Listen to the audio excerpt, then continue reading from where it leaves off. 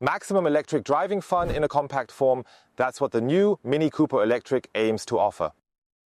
Whether he can truly fulfill that promise, we're going to find out today. I sincerely hope that you're considering joining us for the very latest car notes video with me, Bernd, and the brand new Mini Cooper SE.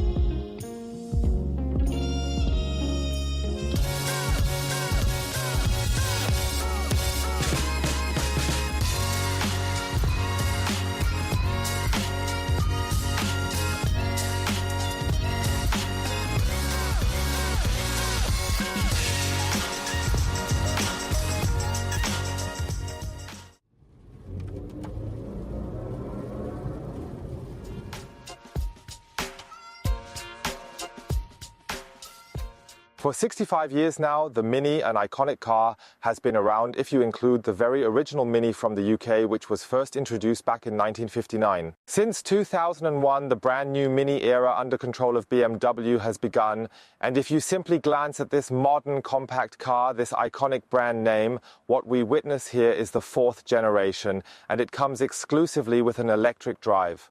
Simultaneously, a comprehensively modified variant of its predecessor with combustion engines is being offered in almost the same design. Today, however, we'll focus on the new Mini Cooper Electric. It remains both the entry-level and simultaneously the core model of the brand.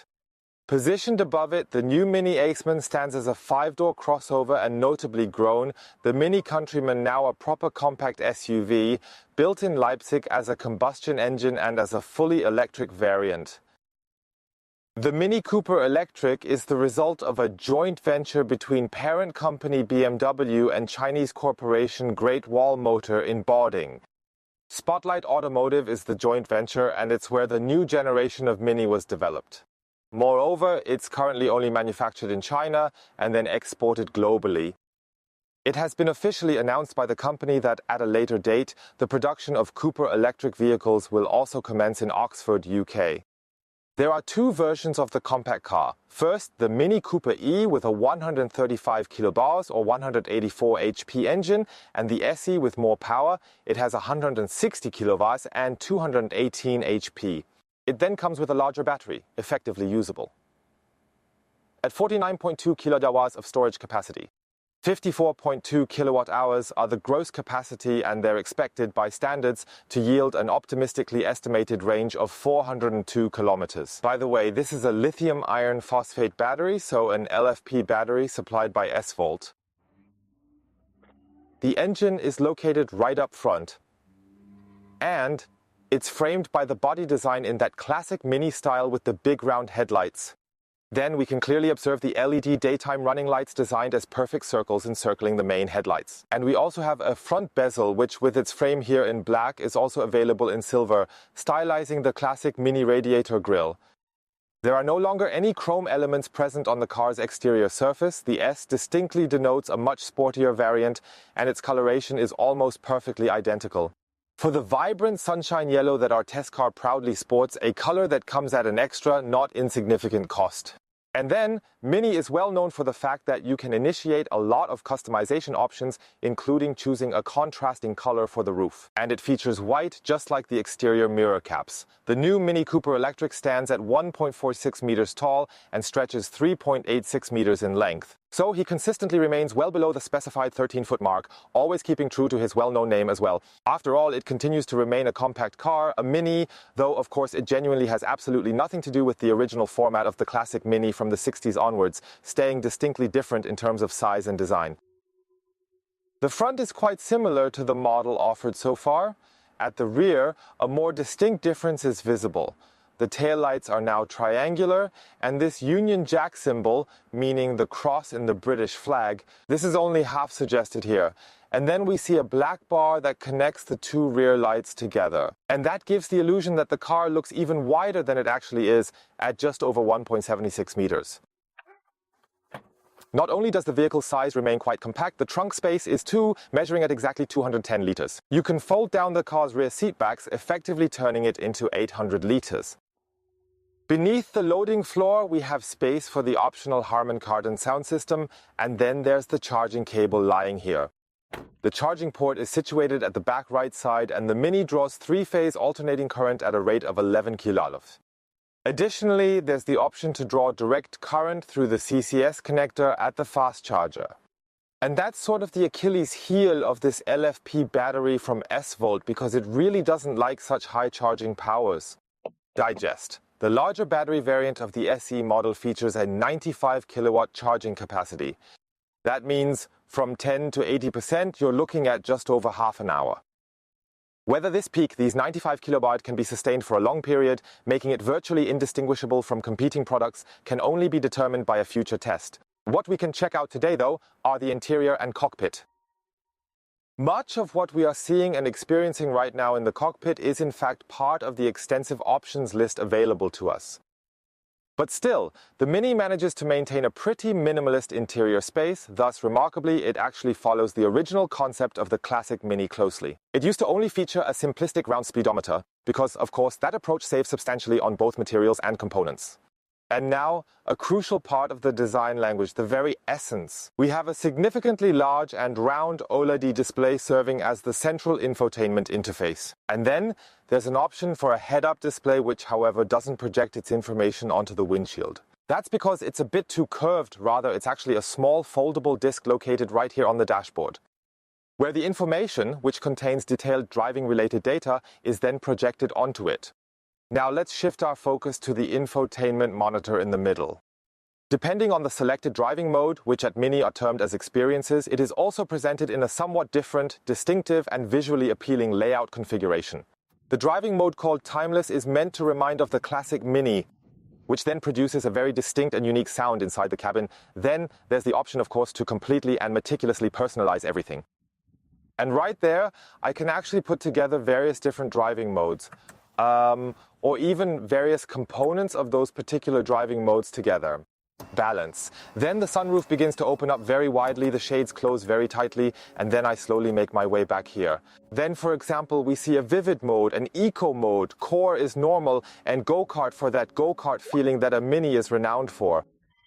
I have the option right here in front of me, either by pressing this arrow here or by swiping through the extensive menu, to surf, for instance, to display the navigation system here in full screen mode. And of course, I can certainly adjust the map scale if I use my 2 fingers in this manner. I zoom in and out, and no matter where I am, I can also directly access the climate menu from here. It's a bit tricky because if I want to, for example, turn the seat heating on and off while driving, I need to aim properly, and then the menu pops up. Then, depending on the equipment, I can activate the steering wheel here, then the steering wheel heating, and the same applies to the passenger temperature zone. And the passenger seat heating feature. Now, if I click on this gear icon with the navigation system blown up large, I can then proceed to make the settings for the navigation system right here. And right down here, there's a tiny little bar where I can directly gain access, for instance, to Spotify as a popular music streaming application that's been downloaded just recently. Then, regarding the primary functions of the sophisticated air conditioning system, I can just very clearly hear the automatic climate control, for instance, then adjust the settings, change the temperature, and so on. But I am perfectly able to directly access both the navigation as well as the phone functions, and even on the main menu, and then I get to this tile layout, just like you'd know from a smartphone. And there the various applications come together into distinct chapters, or alternatively I can opt to view them all together. We see Amazon Alexa is downloaded here, Apple CarPlay on board, Android Auto. Both, of course, work. There are also games like air console games, which I already showed in the new BMW i5. They're available over there as well. And then I can also bring up and meticulously configure the driving assistance systems from this location, just like a high-tech drive recorder, if that is something I happen to wish for. So I have the option right here to save all my detailed trips, and then I can very finely adjust all sorts of different things, gain full access to the onboard computer data, and so on and so forth seamlessly. Everything operates quite smoothly from the display's end. The computer appears to be quite fast too, although sometimes there's a slight delay in execution of a command, but it's done quite cleverly indeed, the way it builds up gradually, so it doesn't seem to drag on forever or become tedious. Sound can, of course, be adjusted. We have an optional Harman Kardon sound system on board in the test car. I can then press this a bit here, ISA, on the top and configure it. Up here, we can clearly see the current battery level displayed, and if I press right here, there's also another option available that allows us to bring up a classic view with the speedometer prominently placed right in the center of our screen. Then I have the power indicator here, and then on the right side, the battery level. So this is all summarized here as a central control element. Further down, we have these small mini typical toggle switches, in fact, a pair of them to be very precise. One is designed for the process of selecting gears. Then we have this advanced experience switch specifically for the different driving modes, and right in the very middle there's the distinctively stylized ignition key instead of a typical mundane start-stop button. I think that's quite neatly done. Plus we've got an audio dial here as a physical element, and then there are also buttons to control the windshield, the defrost function, and the rear window heating. Then there is also the activation of the reverse camera with its 360-degree functionality right here. And if I press this here, then I can also dive back into the vehicle configurations. So then here as well, the very mini sound, for example, then those artificially created noises quite significantly alter the automatic roll function when I stand under a traffic light and all that. Further down, there are two USB-C ports, and for an extra charge, I can also have my smartphone charged wirelessly. We've got two cup holders, and then there's a nicely tidy and slim center console. It ensures that I have plenty of legroom to the side. Even as a tall person, I'm sitting really comfortably here. Further up, we have an additional textile covering on the dashboard. Feels quite good. And that significantly benefits me both as a driver or as a passenger because it looks really nice, feels exceptionally good. The manufacturer, of course, saves a lot of expensive foamed plastic to somehow create an ambiance. He saves materials, raw materials, and pollutants. So this is quite a good solution already. We have the air vents here in front of the passenger. Then there is one hidden right here, and I can open and close it with this dial. And with this very tiny lever, then carefully adjust it closer towards your side. And of course there is, without a doubt, a glove compartment that truly lives up to the luxurious name of the car. Actually, it's pretty tiny indeed. It holds the car manual, the registration document, and really not much more than that can actually fit in there. The windshield is far away from the driver's seat. It's such a typical mini design style. I quite enjoy that specific one indeed, and it ensures that one might... At first glance, it seems a bit disconnected from what's visible right up front, yet one still feels instantly and completely integrated with the tiny steering wheel.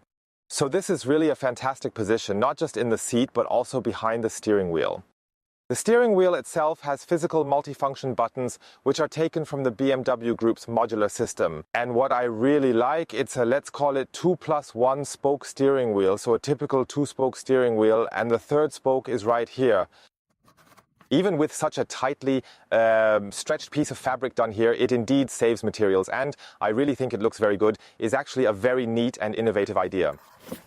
Another neat idea, I believe, would be a test drive in the new Mini Cooper SE, and that's what we're starting right now. To initiate our journey, we precisely select the Mini experience named Timeless. Our endeavor meticulously aims to recreate the classic Mini's engine sound with unprecedented accuracy, offering enthusiasts an auditory glimpse into the past, reviving the iconic tones.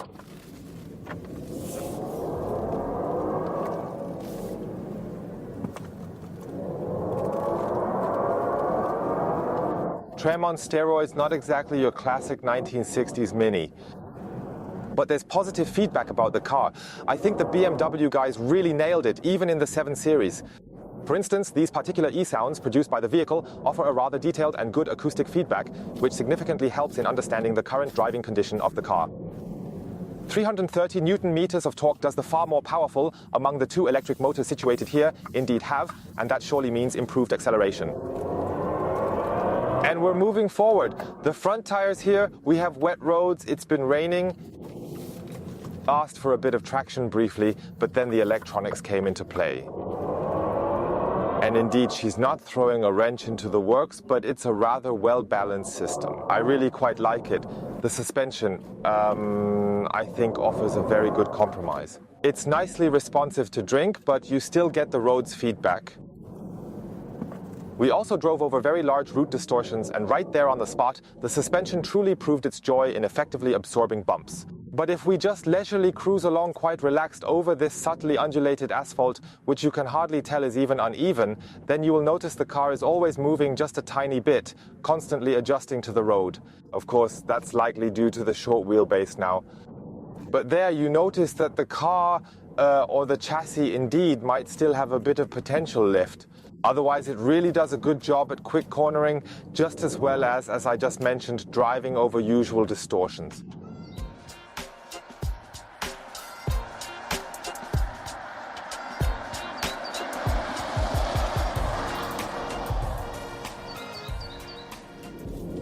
Let us make a significant change to our current experience and thoughtfully choose to select the intensely thrilling go-kart mode option. This is the sport setting. Now every aspect is a bit more refined.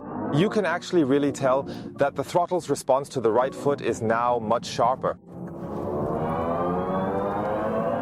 The sound has also somehow managed to speed up, even further still. Now the Mini is really truly living up to its inspirational driving mode name, the go-kart. And as you can see, the displays in the circular instrument also change. That naturally applies to the other modes as well. If we switch to green mode now, then to eco mode, there's also an even more captivating, detailed animation. We have got this small little bird right here fluttering away merrily when I drive efficiently. And if I now really step hard on the gas pedal, out emerges the swiftly accelerating and fiercely hungry predator. And that keeps on changing constantly. It's somewhat distracting while driving, this continual play of colors and the changing dynamics of the animation. You truly really need to concentrate very hard on keeping your gaze very, very firmly fixed straight ahead. We're shifting our focus back to the classics once more by taking Timeless and then deciding to move on from there. Country roads ahead, as you can see, that's what we've chosen for today. This implies we can set the standard consumption of just over 14 kilowatt hours per 100 kilometers aside for the day. Can only trust the onboard computer. 22 kilowatt hours, it says. That's the average consumption on our test day, which means the range with the battery we have in the car with this driving profile, unfortunately, might not exceed 230 kilometers. But only if you run the battery completely down, which you don't really do in everyday life. So the range is low, but the driving pleasure is all the greater. What I really like is the steering, the all-around visibility with the steep incline, and I'll say it again, the suspension, it's really doing a great job here, especially now when you throw the car into the curves in terms of lateral tilt and road feedback. Really well done. Fits.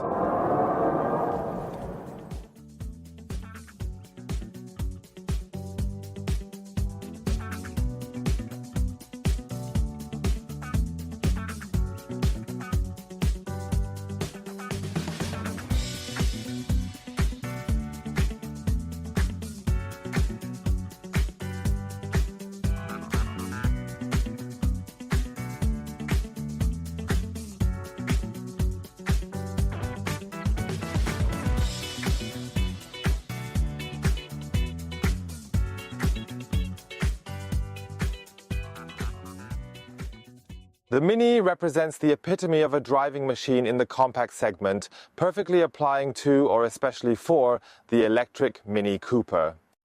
The battery in the vehicle's floor ensures a low center of gravity, and the electric drive has high torque, which gets right to the point, and everything really fits together well here. The Mini Cooper SE is an extremely beautiful, sporty compact car, a truly fun ride and genuinely exhilarating to drive. The space in the front row is good. I also like the controls, the appearance in the cockpit and the whole handling. The suspension has been extremely well done, except for these few brief uneven spots, and also the steering as well, truly.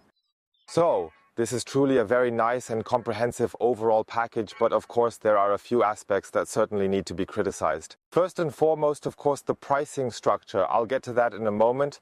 A Mini Cooper was, is, and will remain a car for rather well-off individuals. But when you closely observe the specific battery size and examine the vehicle's overall concept, it's not simply just a city hopper. Then I fundamentally believe the range, based on our carefully observed consumption and notably the presumed available charging power, we were unfortunately unable to test those out today, then they are somewhat below average. The battery supplier, or perhaps Mini or even Spotlight BMW, should really step up their game soon. There's good news about the prices. With the model change, the electric Mini has become more affordable. The predecessor was priced from €37,300. Now the starting price is at €32,900. For the Cooper E, featuring the smaller battery and the less powerful motor, the SE version costs €4,000 more, making it €36,900. Our test vehicle is significantly more expensive. It features the second of 4 equipment levels. Classic trim, then we have the optional color, the contrasting paint for the roof and mirrors, 18-inch wheels, and an equipment package called XL, where really everything is included. From the innovative head-up display through the advanced infotainment system and comfort features up and down. It has a recommended retail list price, as was specifically outlined here, of €48,680. So indeed, quite a substantial heap of money that one has to willingly shell out for just a small, modest car if one genuinely desires to own it. Of course, you can also drive it for well under €40,000 with, of course, the smaller drive configuration and less equipment. But surely more is possible even upwards. In the truest sense of the word, everything is open upwards, for I suspect this Mini generation will, quite strongly, also come as a convertible. Then again, one might have to wait for about 1.5 to 2 years. Then one can imagine that not only the John Cooper Works trim will remain as an equipment line, but also a John Cooper Works variant will arrive with a more powerful electric drive. And then add a bit more power, a distinct suspension setup, and time will, without a doubt, certainly tell and prove what I am currently suspecting now, that the experienced product planners for this particular Mini generation will indeed introduce numerous very special additions, derivatives, and even more varied variants to the competitive market. That was indeed our very first test drive with the new Mini Cooper SE. Many thanks for watching. More about the car can of course be found on the website autonotizen.de. I'll link it below. Additionally, you'll find the link to all electric car videos on this channel in the video description below. I'm excited to see your comments, your questions, your thoughts on the car, on life, the universe, and everything else. I will carefully go through everything and respond to the majority of it. Big thanks to Matthias for handling the filming. And until next time at Car Notes, bye.